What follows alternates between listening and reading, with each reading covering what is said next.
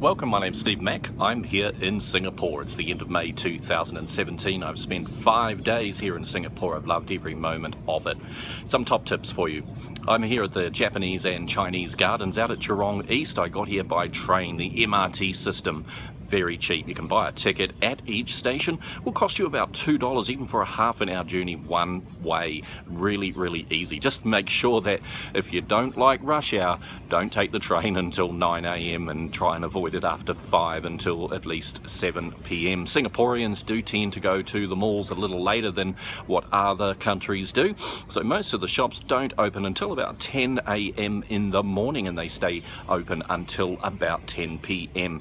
Great places to eat at a lot of the malls as well if you really like local cuisine at a really good price, and you can sit down in the communal food courts of the malls and talk to Singaporeans about their life and culture here in Singapore. A great thing to do. Another top tip for you, the tourist attractions that are available, not too bad in terms of the price. So you're looking at about $23 for most attractions. That includes stuff like the Singapore Flyer, which takes half an hour in a rotation to go around. Well, right next door is of course the 3-tower Marina Bay Sands Hotel, and that has that really large swimming pool on the top of it, which tourists aren't allowed into, but there is a viewing platform next to it again for $23. It's definitely worth a look if you've got the time to do it.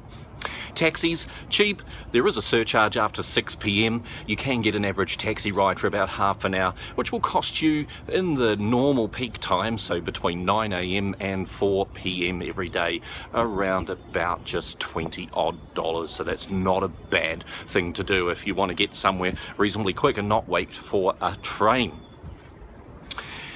Chinatown, India Town.